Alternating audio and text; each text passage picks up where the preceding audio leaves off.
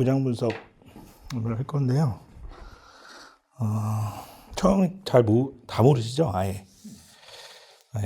저 최대한 쉽게 할 테니까 가입자한테 한다고 생각하고.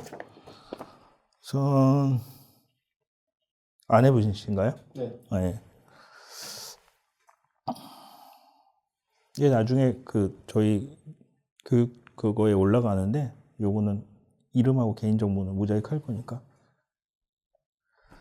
그래서 이거는 저희가 여러 가지 보장 분석 프로그램이 있는데, 저희가 고객들한테 가장 많이 쓰는 프로그램이에요. 유료 프로그램인데, 가장 조금 가입자들이 보기 편하고, 그래서 좀 쓰고 있어요. 이렇게 첫 페이지 보시면, 이렇게 첫 장은 이렇게 나오고, 두 번째 장은 우선 이제 크게 어떤 게 가입되어 있는지가 이제 나와요.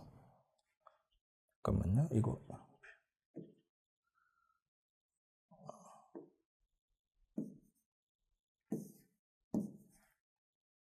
이게 아닌가?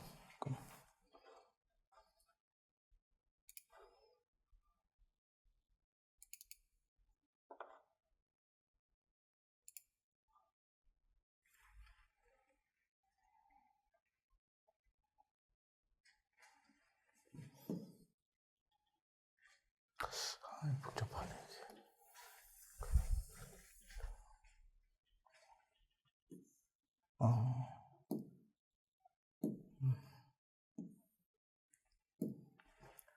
이제 보면은 이제 말씀드렸지만 상령이라는 거 있고요. 상령일은 실제 생일에 플러스 6개월이에요.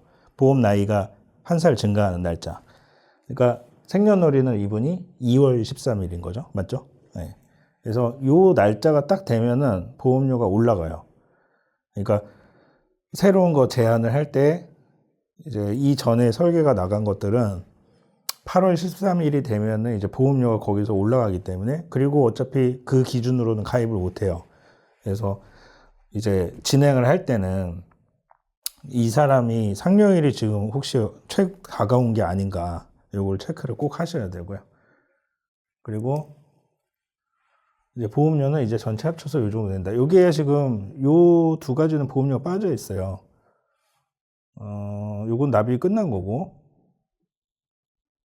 이거 잠깐만요. 미니로 납입이 끝났을 것 같은데, 이거 일시납이죠. 내고 한 번 내고 끝난 거죠. 예. 요거 두 개는 한 번 내고 끝난 거고, 이제 나머지는 돈을 내고 있는 거고, 5건 이렇게 돼 있어요.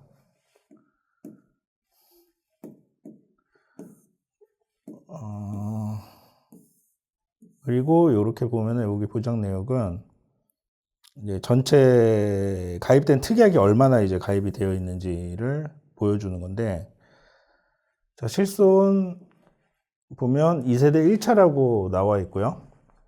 2세대 실비가 이제 1차가 있고 2차가 있어요. 그러니까 1차, 2차 특징은 지금 얘기하기는 좀 많기 때문에 그거는 패스하고, 요 일상생활 배상 책임,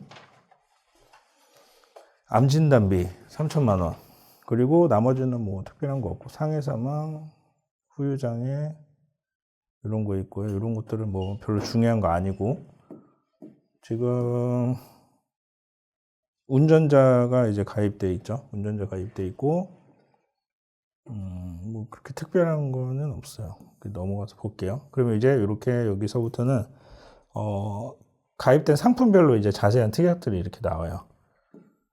2011년도 가입했고 20년 납이죠. 31년에 이제 납입이 끝나요. 얼마 안 남았죠. 그리고 만기가 2081년. 그러면 25년 였어요. 25. 100세 만기 같은데요? 아닌가? 잠깐만, 25년? 네. 예. 네, 100세예요. 네. 100세 들어가 있고, 그리고 보면 여기 볼게요. 자, 질병, 외래, 통원, 실비, 요 두 개가 실비예요. 상해에 대한 실비, 질병에 대한 실비. 통원 들어가 있고, 상해 질병 입원 의료비. 여기 요 때는 2011년인데 요게 이제 2세대 1차 실비거든요. 특징이 상해랑 질병하고 묶어져 있고요.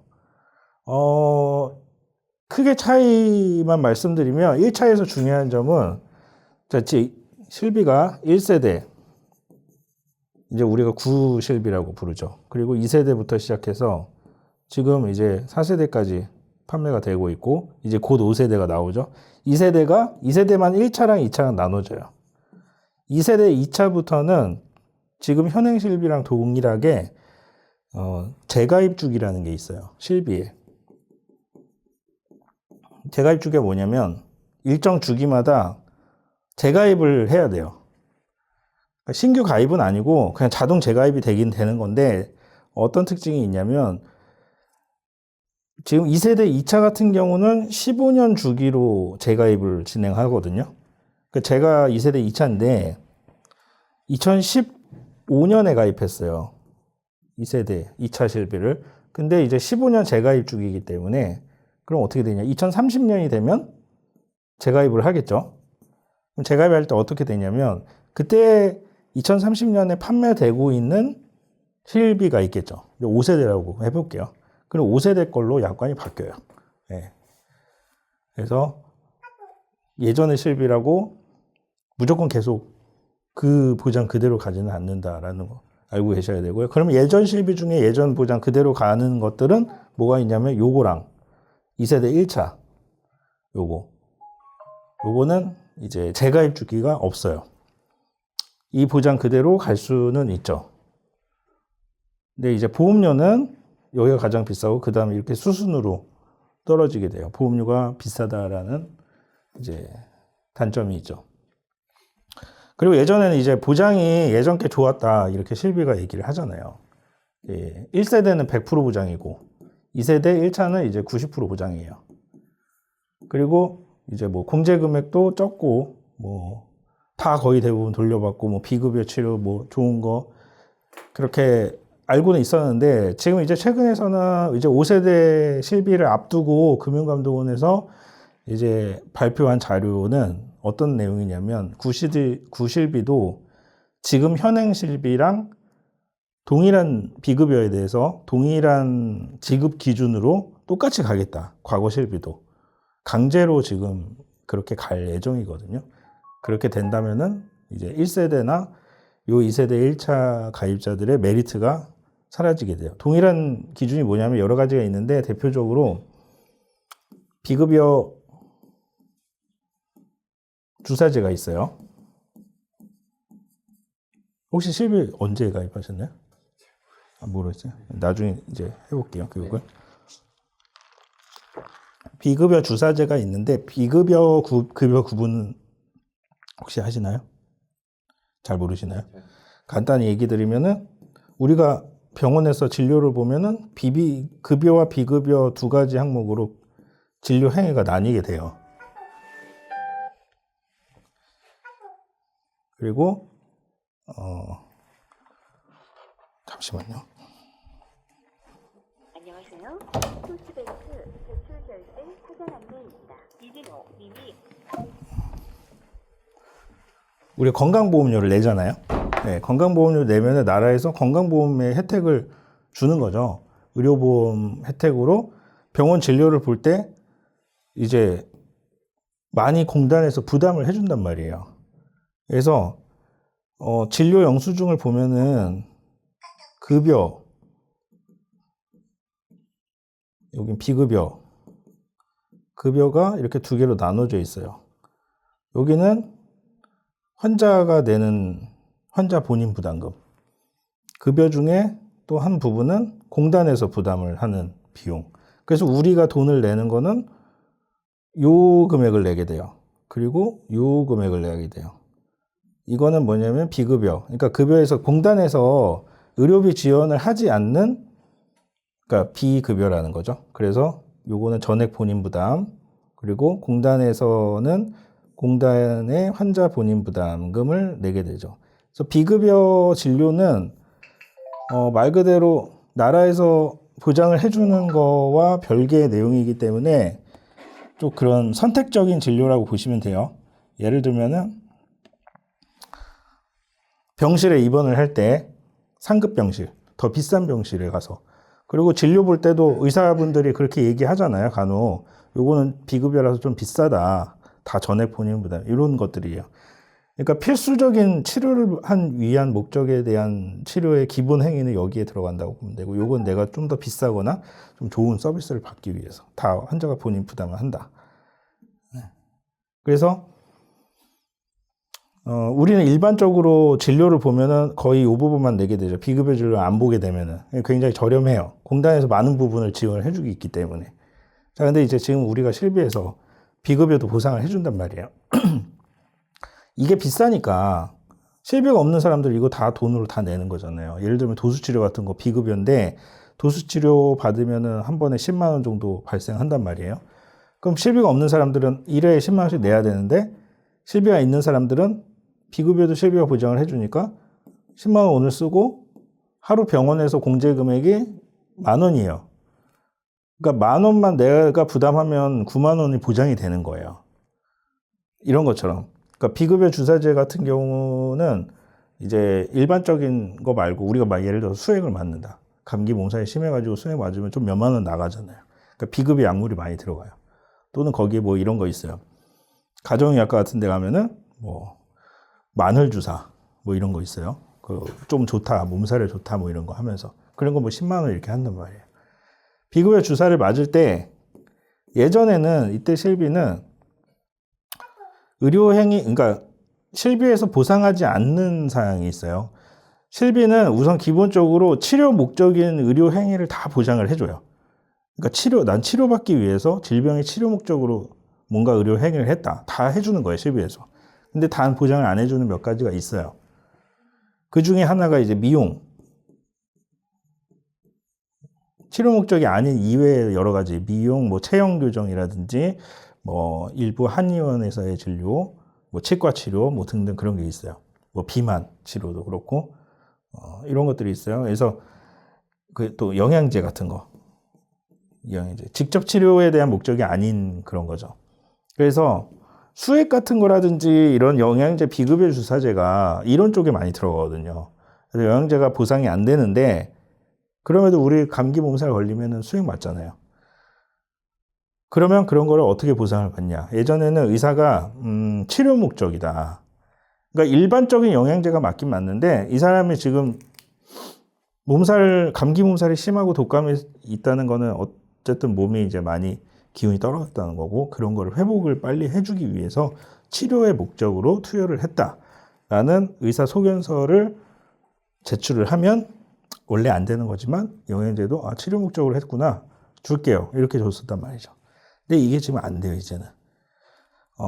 이런 거를 보상을 받으려면은 전제 조건이 붙는데 그 뭐냐면 이제 그 식약처에서 허가한 효능 효법에 부합을 해야 돼요. 이게 뭐냐면은 어떠한 약제든지 그 예를 들면은 뭐 마늘 주사에 이제 우리가 아는 이름은 마늘 주사지만 그 약제의 원래 명칭이 있단 말이에요. 그 프루설티아민이라는 주 성분이 된 약제가 있어요. 그럼 그 프루설티아민이 식약처에 어떠한 효능 효법으로 통과가 됐는지가 약학 정보에 다 나와 있거든요. 주효능은 안 맞아요. 몸살하고. 제가 잘 기억은 안 나는데 그 안 맞고요. 그러니까 일부 부가적인 효능에 예를 들면은 그 근육통을 개선하는 게 있다고 하더라도 만약에 그러면 그걸 보상을 받으려면은 이 사람이 지금 그 영양 상태가 떨어져서 이걸 받아야 된다라는 그 어떤 증명이 필요해요. 예를 들면은 가장 쉬운 건 이게 있어요. 피 검사를 해서 어떤 특정 성분 몸에 이게 지금 많이 수치가 떨어져 있는 상태다. 그래서 투여를 했다. 이렇게 하면 받을 수 있어요. 근데 우리가 마늘 주사 지금 몸이 안 좋아서 몸살로 맞으러 가는데 언제 혈액 검사를 해갖고 혈액 검사한다고 바로 결과가 나오는 것도 아니잖아요. 이게 사실 보장을 못 받는다는 얘기죠. 그러니까 그래서 이런 걸 안 준다라는 식으로 가는 거고 이렇게 되면은 이 1세대 그리고 2세대의 1차 이런 실비도 지금 현행 실비처럼 보상을 안 해줄 거다라고 지금 이제 강제로 그렇게 바꾼다는 얘기죠. 저희 애들이 잠깐 걸리고 열 나오고 그러면 가서 수행 맞거든요. 네. 이제 그거는 보상 이제는 그게 안 된다는 모델에 나오면. 네. 그리고 되더라도 이제 급여에 인정되는 수액들을 맞아야 되는 거죠. 그리고 지금 5세대로 안 바꾸더라도 요것들도 이제 강제로 그 기준을 따라가게 된다는 얘기고요. 최근에 청구하셨어요? 혹시 이런 거? 지금 청구 들어가면은 이제 바로 태클 나와요.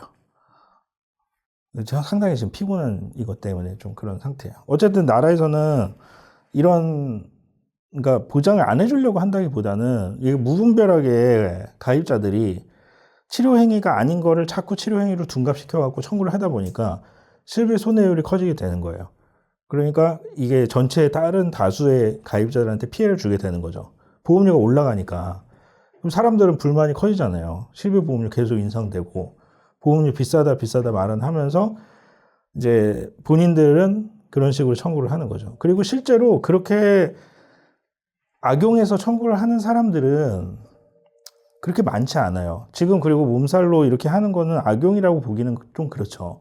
애가 아파서 어쨌든 하는 거니까. 근데 그런 거 말고 진짜 악용하는 사람들, 그 뭐 도수치료를 그냥 마사지처럼 이렇게 받으면서 하는 사람들, 성형외과 가서 보험 사기죠. 성형외과에서 피부 성형하면서 도수치료, 그러니까 허리 척추 질환으로 진단 코드 바꿔가지고 병원하고 짝짝꿍해서 거의 보험 사기. 이렇게 하는 것 때문에 많이 이제 보험금의 누수가 계속 발생을 해서 보험료가 계속 올라가는 거죠. 특히 백내장 수술이 있어요. 백내장 같은 경우는 실제 질병이잖아요. 나중에 이제 눈이 늙으면서 백내장이 와서 수술을 한단 말이에요. 수술을 하는 게 렌즈 삽입술을 해요. 그래서 다초점 렌즈가 있고 단초점 렌즈가 있어요. 두 개가 있어요. 요게 비급여고 비싸요. 요거는 싸고 급여고.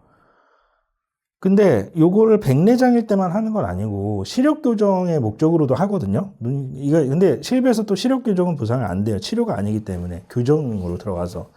그러니까 병원에서 이제 꼼수를 부리는 거죠. 이제 젊은 사람한테 백내장이 아닌데 시력 교정용으로 이거를 팔아먹으려니까 비싸단 말이에요. 몇백만 원씩 하고. 근데 이거를 실비로 보상을 해주기 위해서는 이 사람을 백내장 환자로 바꿔주는 거예요. 그래서 청구를 해서 돈을 받고. 과거에는 이렇게 많이 청구를 했었어요. 돈 다 나왔고. 그러다 보니까 이게 문제가 돼서 아예 백내장의 다초점 렌즈는, 여기 거꾸로 됐어요. 이게 비급여요. 이게 급여. 다초점 렌즈는 아예 실비에서 보상을 해주지 않겠다라고 그냥 아예 박아버렸어요. 그래서 이런 부분들이 계속 피해를 보고 있죠. 일반 가입자들이. 어쨌든 실비가 들어가 있는데 그래서 2세대 이렇게 1차 가입자들은 지금 요게 45 안 해보시니까 아직 보험료가 그렇게 높은 나이대는 아니에요. 지금 이제 50 넘어가고 60 넘어가면서 보험료가 많이 가파르게 증가할 거예요.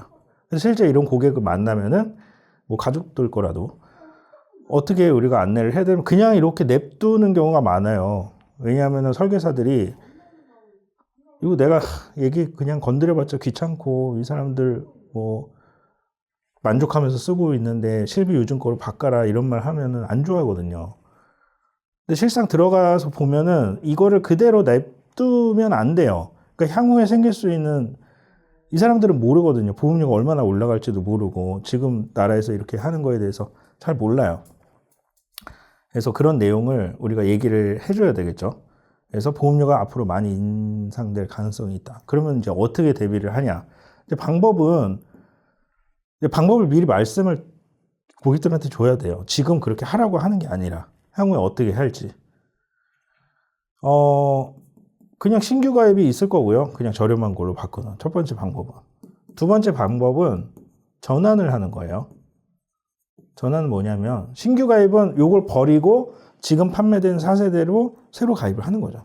그거는 이제 어렵지 않을 거예요. 전환은 뭐냐면 효과는 같아요. 그러니까 이걸 버리고 4세대 걸 가입을 하는 거예요. 근데 신규 가입이 아니라 전환 가입이라는 형태인데, 전환 가입은 이 지금 현대해상에 가입돼 있잖아요. 현대에서 현대로만 바뀌어요. 같은 보험사에 이미 가입된 사람들한테 예전에 실비 가입자들은 그냥 지금 4세대 걸로 전환 가입을 해줄게라는 거예요. 전환 가입. 요게 해지되고 전환용 실비가 새로 가입돼요. 전환용 실비랑 신규 실비랑 내용은 동일해요. 보험료도 똑같고. 다만 가입 형태가 신규로 가입을 하느냐, 전환을 가입하느냐인데 그 차이는 신규 가입은 어느 보험사든 다 선택을 할 수 있겠죠. 그리고 새로 가입하는 거기 때문에 당연히 이제 심사를 받아야 돼요. 병력에 대한. 과거 병력에 따라서 심사를 받게 되죠. 가입이 안 될 수도 있겠죠.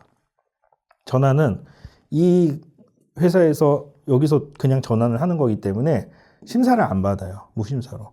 그래서 어떤 사람들이 하느냐. 예전에 가입할 때 이거는 건강했던 사람인데 실비 가입을 하고 나서 보니까 막 아프게 됐어요. 약도 먹기 시작하고. 그래서 신규 가입은 안 되는 지금 사람들이 있겠죠. 근데 보험료 너무 비싸. 바꾸고는 싶은데. 그래서 이제 나라에서 전환 제도를 만든 거예요. 그런 사람들은 비싼 실비를 꾸역꾸역 바꾸고 싶어도 유지를 해야 되는 그런 단점이 있으니까 이거를 그냥 심사 없이 4세대로 바꿔주는 거다. 단 요 같은 회사 안에서.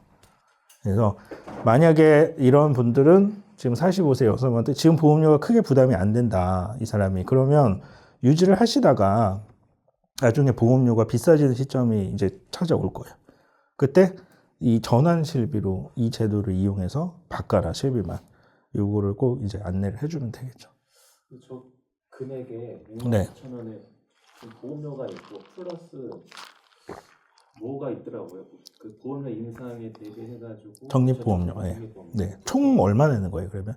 이게 왜냐하면 실비가 지금 포함이 안 된 금액일 거예요. 지금 69,000원에 적립보험료가 한 3만 원인가? 네. 포함되는 것 같은데 2, 3만 원. 포함해서 69,000원이라는 얘기예요. 네. 자, 적립보험료는 여기서 뭐냐면은 우리 예전에 보험료의 구성이 보장보험료에다가 적립보험료를 넣어요. 그러면 우리가 이제 납입하는 보험료가 되죠. 이 납입하는 보험료가 69,250원이다. 7만 원이라고 할게요.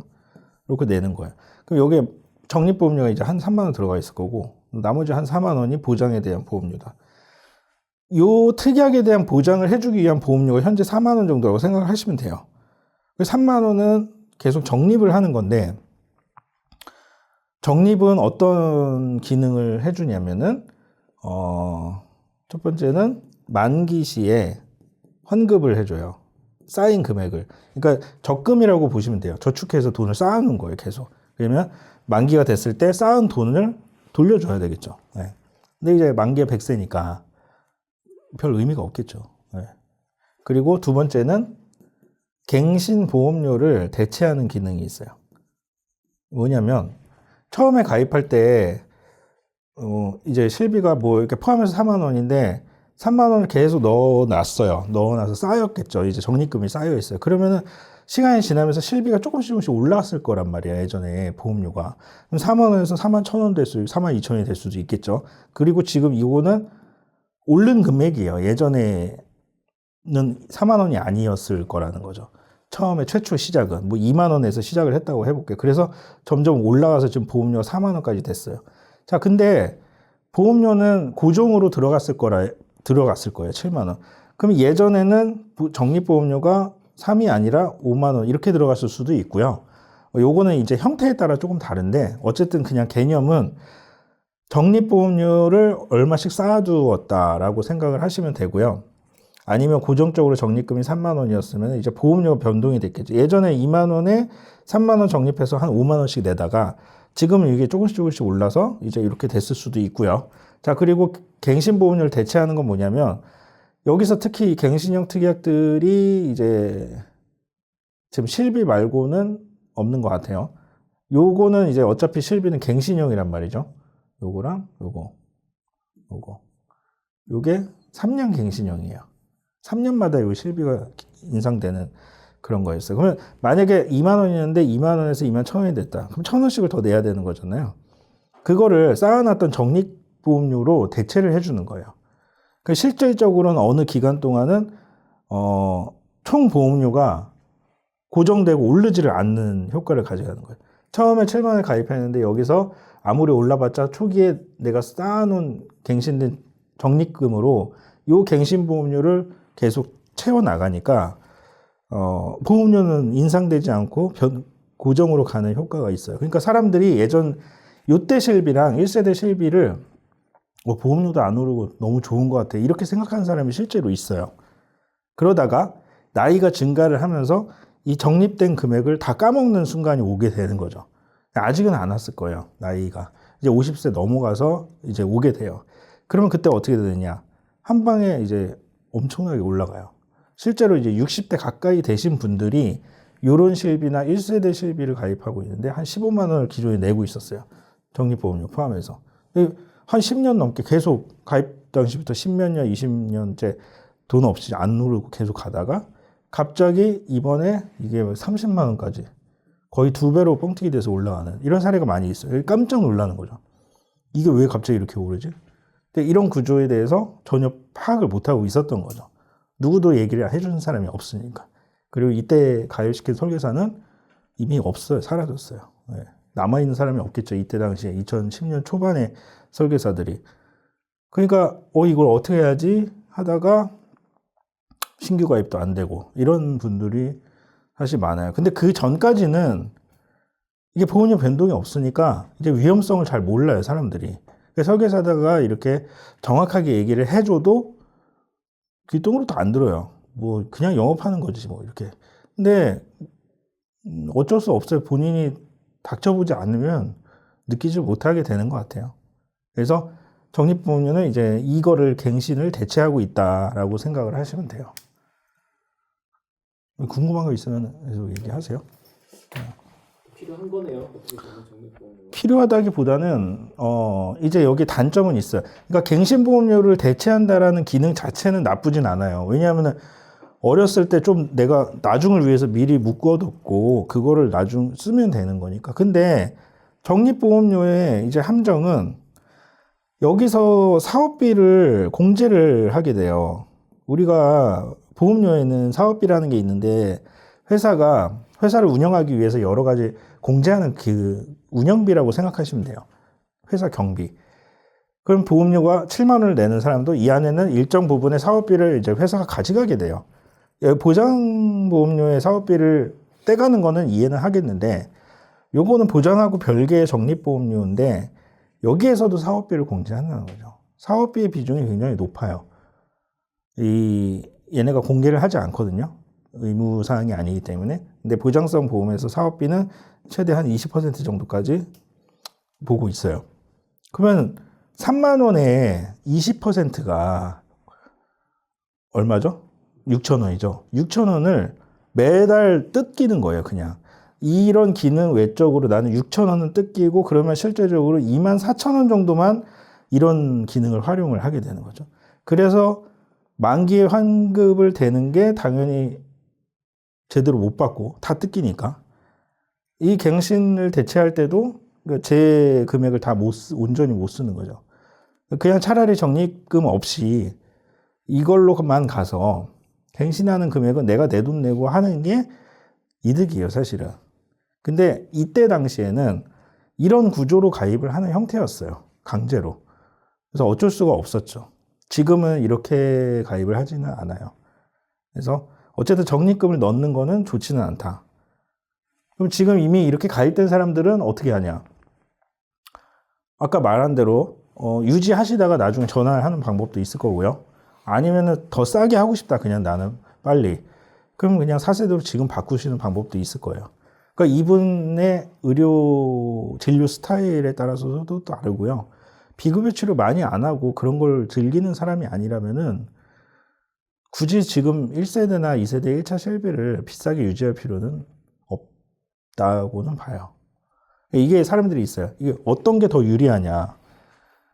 옛날 거랑 지금 거랑. 뭐 답은 없어요. 근데 그 내는 보험료가 1세대 그리고 지금 거 4세대. 보험료가 이쪽이 상당히 크다는 말이죠. 상대적으로 적고 보장이 여기가 좋다고 하더라도 기본적인 의료비에 대한 보상은 동일하게 들어가요. 그리고 오히려 지금 4세대 실비에 더 좋아진 점도 있어요. 뭐냐면 예전에 실비에서는 1세대에서 과거에 보장이 안 되던 내용들, 예를 들면 임신 같은 거, 출산 관련된 거, 이런 건 치료가 아니잖아요. 그래서 원래 실비에서는 보상이 안 됐었어요. 근데 이제는 임신, 출산도 보상이 실비로 들어오게 돼 있고요. 그리고 정신과 진료, 이런 것도 안 돼요. 근데 여기는 지금 정신과 진료 되죠. 이런 식으로 원래 보장을 안 해준 건데 그래도 이런 건 해줘야 된다. 뭐 이런 거. 이런 것들은 이제 보상이 시작이 되게 되니까 범위의 면에서는 지금 게 유리해요. 근데 돌려받는 금액은 예전 게 유리할 수 있고, 그렇다고 뭐 보상이 안 되는 건 아니니까. 대신에 보험료가 싸니까. 근데 요게 예를 들면 그러니까 10만 원을 내가 병원에서 썼다. 그러면 이때는 9만 원이나 혹은 전액 다 보상을 받는 반면에 지금은 10만 원을 썼다. 그러면은 돌려받는 금액이 뭐 한 7만 원 이렇게 받는다고 생각하면 돼요. 자기 부담금이 차이가 나는 거예요. 그러니까 나는 옛날 게 좋다라고 할 수 있지만 근데 요거를 유지하려면 이 비싼 금액을 내야 되잖아요. 계속 매달. 이 금액도 생각을 해야 되는 거죠.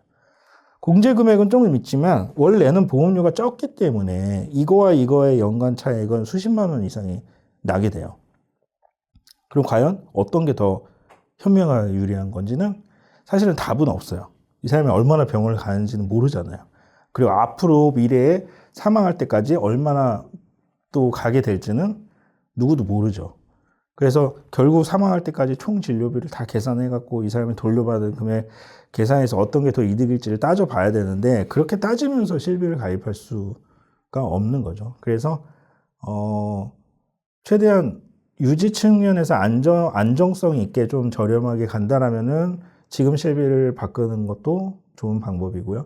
근데 난 돈이 상관없다. 그래도 그냥 나 조그만 것도 다 받고 싶다. 이렇게 한다면 예전 거를 유지를 하는 방법이 있겠죠. 이제 선택을 하는 거예요. 고객이. 자, 그리고 이렇게 들어와 있고. 지금 나머지 특약들 보면요. 간단하게 좀 빨리 얘기할게요. 중요한 것들만 내둔다면은,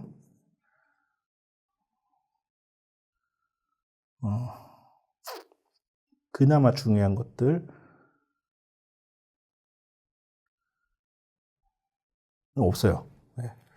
자, 골절 진단. 뭐 골절 당하면 30만 원 받는 건데 우리가 골절 진단비 이런 거 좋아하는 사람도 있어요. 혹시 골절 경험 있으세요? 없어요?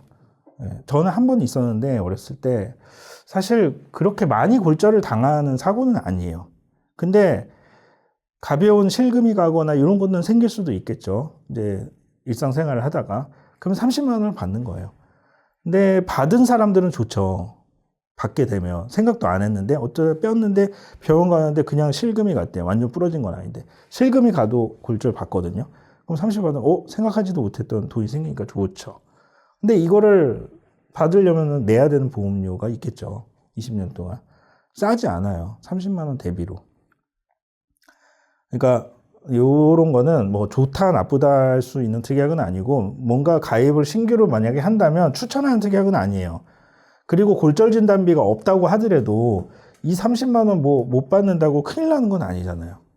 그래서 아이들 뭐 어린이 보험이나 태아보험 가입시켰는데 골절 진단비를 넣고 가입한 아이와 안 넣고 가입한 아이 하다가 뭐 이렇게 애가 넘어져서 골절이 생겼다고 해볼게요. 이쪽 집은 받았어요. 몇십만 원 더 받고. 이쪽 집은 아무것도 안 나와. 부모가 막 따져요. 설계사한테. 아니 왜 우리는 안 나오냐. 이거를 가입 당시에 이제 상담을 하면서 이제 안내를 해줘야 되는 거죠. 그래야지 나중에 이런 얘기가 안 나오는데, 근데 사실 해줘도 얘기하기는 해요. 그래서 보통은 가입자가 특약을 이제 보면서 이런 거는 필요할까요? 안 필요할까요? 이런 게 충분히 상담이 잘 돼야 되는 거죠. 자, 요런 거는 이제 상해사마, 요런 거는 의무로 들어가는 조건이었기 때문에 유지가 돼야 되고요. 자, 상해 입원일당 다쳐서 입원하면 2만 원씩 나오는 거예요. 예전에 가입하고 많이 돈을 내놨으면은 뭐 그냥 괜찮다라고 볼 수는 있지만 새로 가입을 하는 형태에서는 추천하진 않아요. 많이 비싸요. 근데 지금 이거 같은 경우는 31년까지만 돈을 내면 끝나잖아요. 몇 년 안 남았어요. 그래서 요거는 지금 해지하기는 좀 애매하긴 하죠. 조금만 더 내면 되는데. 근데 그런다고 하더라도 받는 금액이 2만 원밖에 안 돼요, 하루에. 그러니까 크게 의미가 없어요. 그러니까 빼도 되고 뭐 아깝다면 넣어도 될 수 있겠죠. 근데 적은 게 좀 아쉽죠. 이것도 질병은 10,000원. 있으나 없으나죠, 사실. 화상도 마찬가지고요, 골절처럼. 이런 것도 이제 보장받기 힘들고 보장 금액도 크지도 않고 특정 전염병, 그러니까 뭐 이런 것도 별로예요. 이런 것도 별로고. 자, 유방 절제 수술. 유방암이나 이런 걸로 절제하는 거겠죠. 질병이죠, 유방암. 그러면은 그래도 유방암도 환자 많은데 있으면 좋은 거 아니냐. 이런 일부 앞에 조건이 붙은 수술 이런 거보다는 폭이 넓은 그냥 일반 질병 수술비 플러스 우리가 종수술비라고 있어요.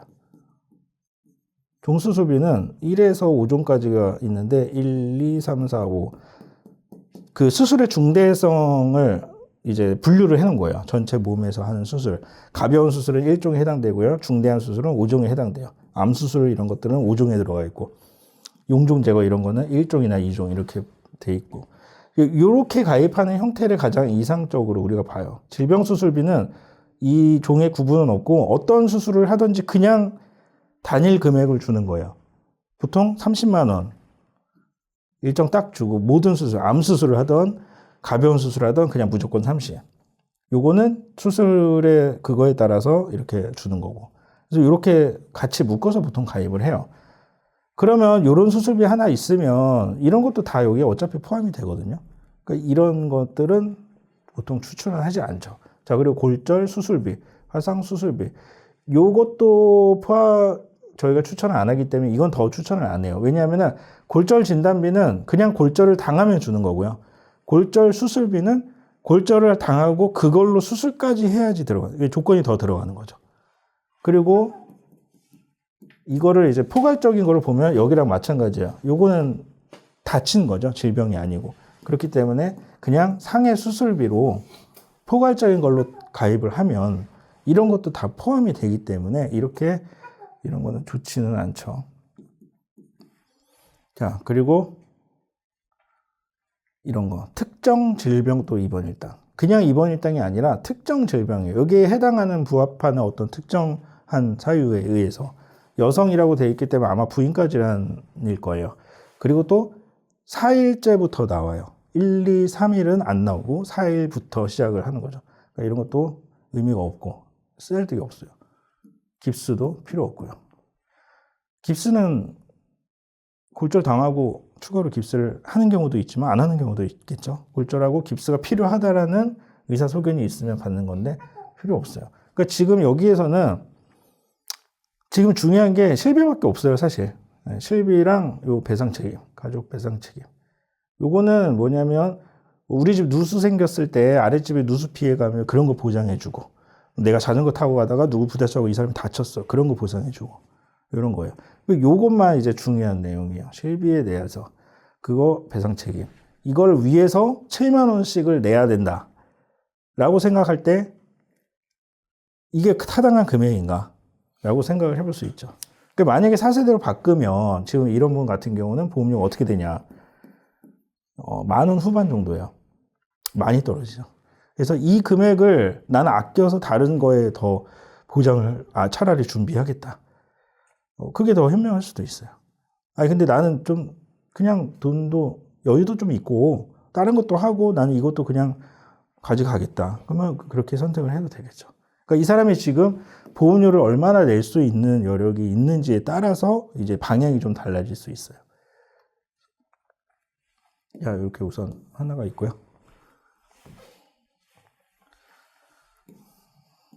자, 운전자 보험.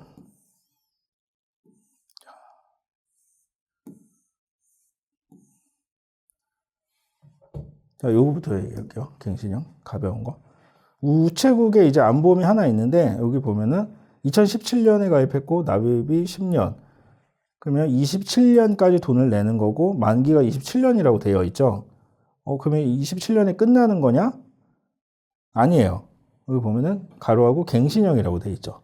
이게 자동 갱신형이라는 건데 10년마다 갱신되면서 보험료가 계속 올라가면서 유지가 돼요. 그래서 결론적으로 얘기하면 이거는 무조건 해지하는 게 좋아요. 자, 10년 갱신형, 10년 동안 같은 돈을 쭉 냈어요. 그럼 10년 끝났다. 그럼 어떻게 되냐? 이때 이제 약간 재가입은 아니지만 재가입 같은 느낌인데 이때 다시 이 사람의 나이에 맞는 위험률을 측정해서 이 여성분한테 10년 동안의 또 새로운 보험료를 또 산정을 해요. 당연히 올라가요, 무조건. 나이가 증가했으니까. 이걸 또 10년 동안 내는 거예요. 또 10년 뒤에 또 올라가죠, 보험료가. 얼마나 올라갈지는 모르지만 무조건 올라가고요. 보통 2배 정도씩 올라가게 돼요.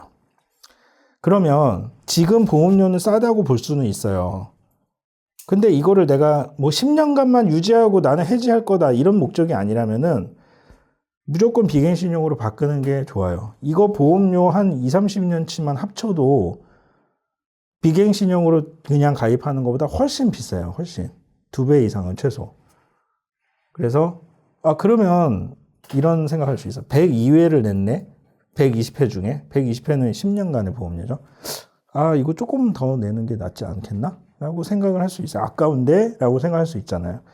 이거 아까운 게 없어요. 그러니까 인형 씨는 그 보험료 그때 그래프 그거 기억나시죠? 네. 자연보험료 방식. 예.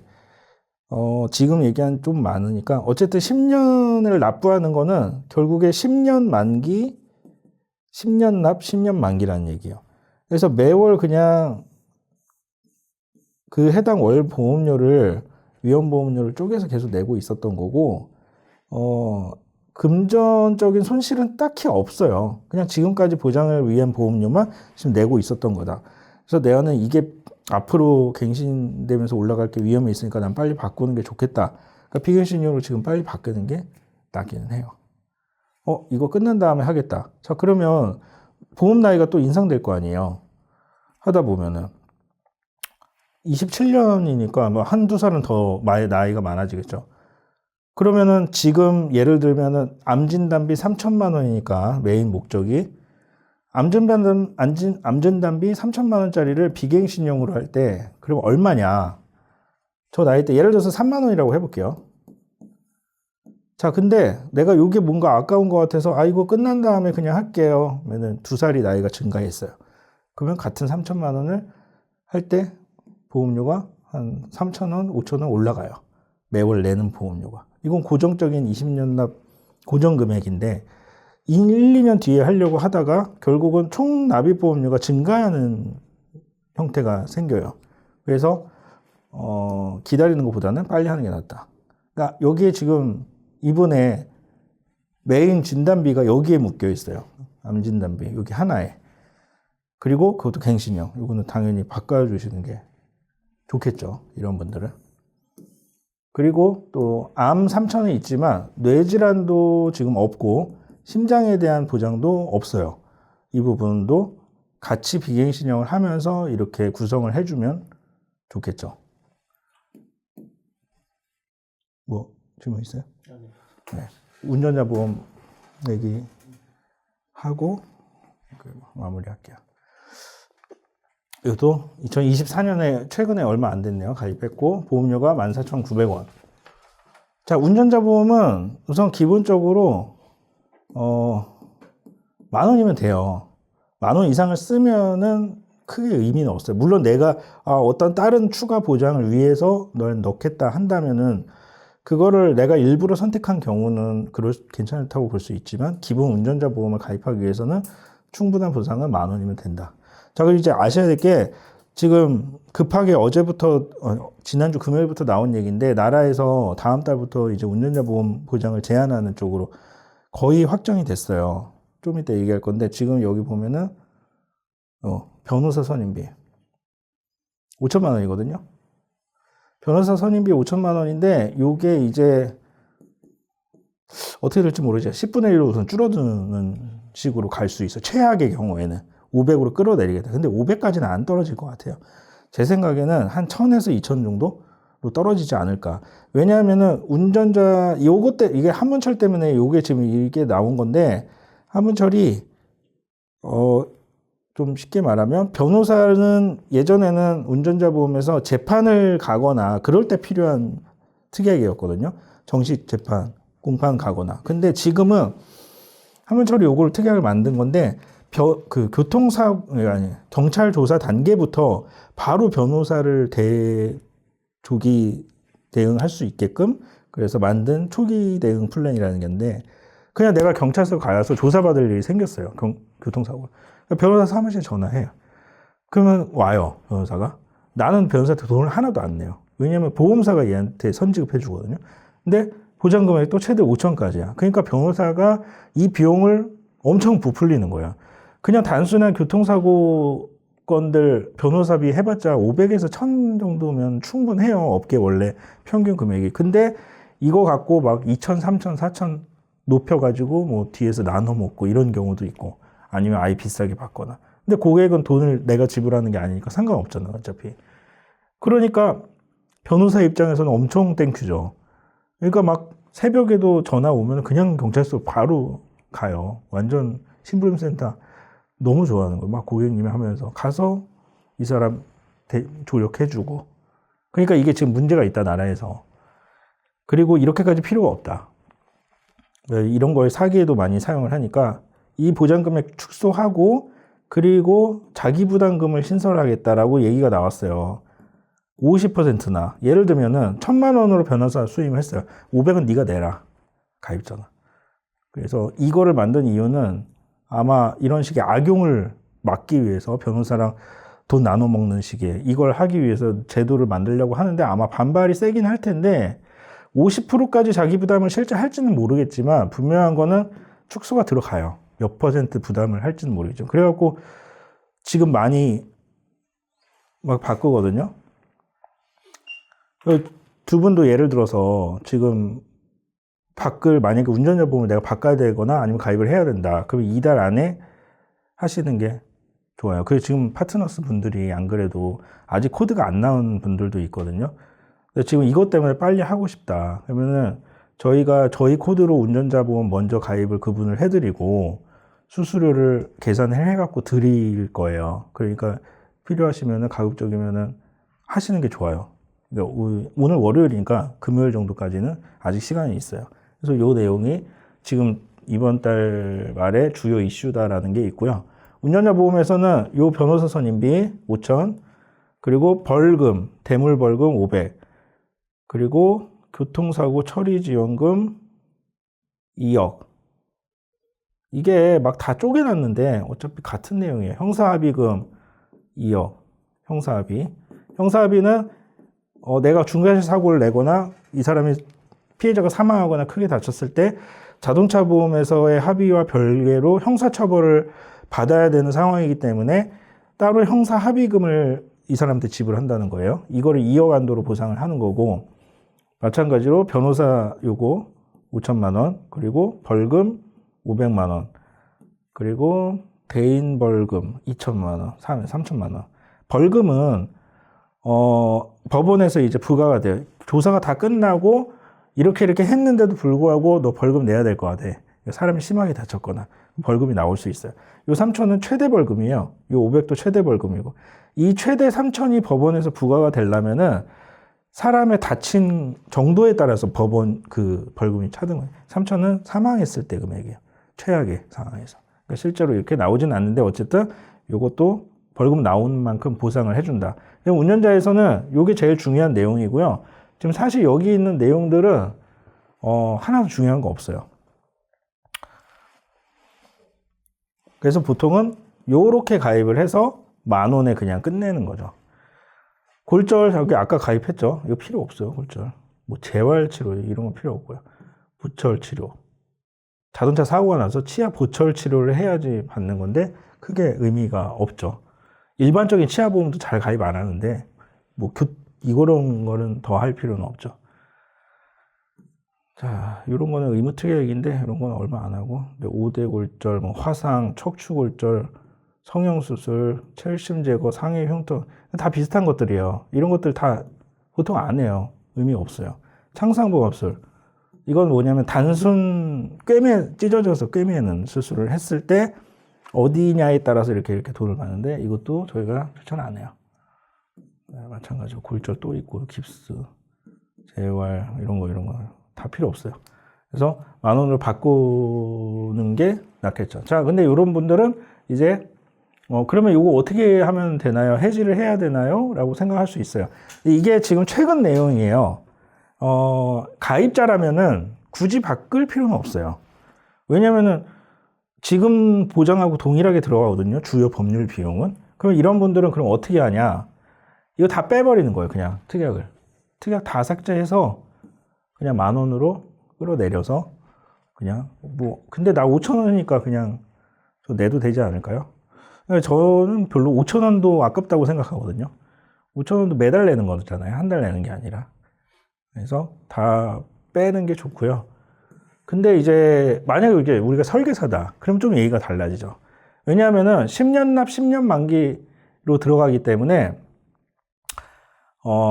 이것도 마찬가지로 매월 사용료를 내는 개념이거든요. 그러니까 중간에 해지를 하고 바꿔도 뭐 손해를 보는 건 없어요. 그냥 나는 운전자를 유지한다 그러면 매월 10,000원을 낸다라고 생각을 하면 돼요. 우리가 TV를 보든 안 보든 수신료 내잖아요. 그런 것처럼 그냥 그런 개념이라고 생각하면 돼요. 그래서 바꿔주면은 20년짜리로 지금 보장이 바뀌기 전에 이거는 10년짜리니까 20년짜리로 최대한 길게 늘려서 해주면 뭐 나올 수 있죠. 그리고 설계사니까 이거를 저 기존 거 이거 해지하고 10,000원짜리로 들어갈게요 했을 때 그래도 가입자보다 우리의 장점은 수수료가 나오죠. 이 건으로 인한 수수료가. 이게 보험이 큰 건 아니라서 큰 건 아니지만 뭐 최대 뭐 8배 뭐 많으면 어떻게 총 합치면 10배까지도 나올 수 있으니까 그래도 뭐 거의 한 근 1년치 보험료는 뽑을 수는 있죠. 그래서 설계사라면은 굳이 안 할 이유는 없죠. 그럼 이번 달 안에 해야 변호사 비용 5,000만 원 네. 되고. 네.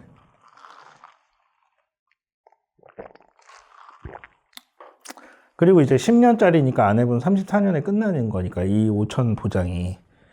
그러니까 지금 최대 20년까지 설정을 할 수 있거든요. 그러니까 20년으로 그냥 바꿔주는 게 나을 수 있겠죠. 10,000원으로 보험료 바꿔가지고.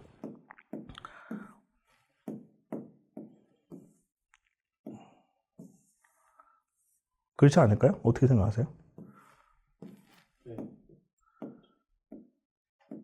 아니 근데 뭐 그걸 제가 이렇게 하려고 해서 강제를 뭐 해서 무조건 바꿔라 이렇게 하는 건 아니에요. 어차피 다 선택이에요. 결국에는 돈은 제가 내드리는 게 아니잖아요.